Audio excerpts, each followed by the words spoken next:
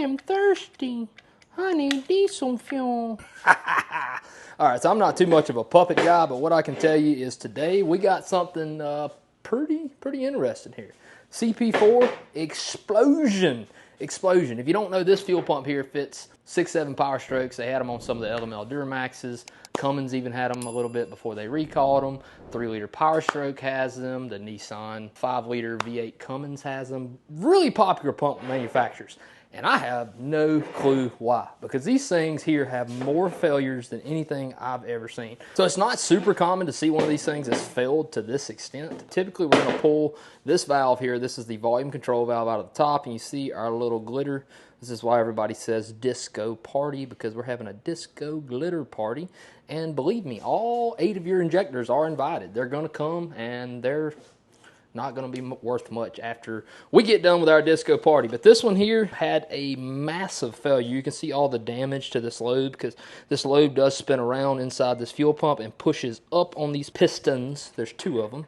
That right there is lubricated by 100% diesel fuel. That's the only thing that goes in here that lubricates it.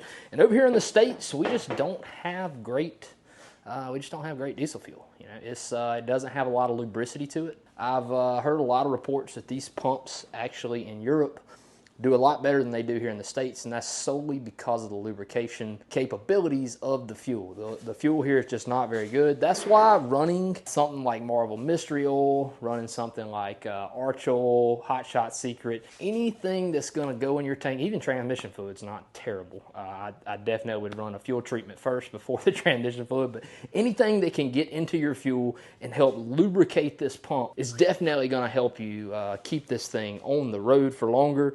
This truck here in particular, I think this one was like a 2017, 2018. It had about 130,000 miles on it. And unfortunately for this customer, he did not have a disaster kit on it.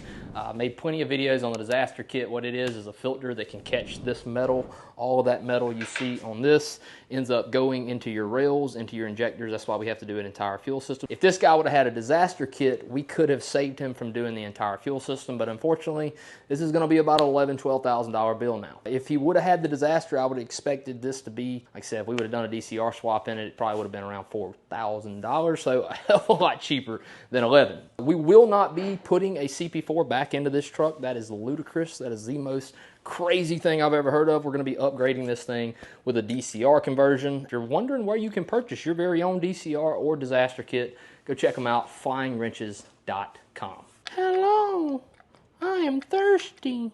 I need diesel fuel.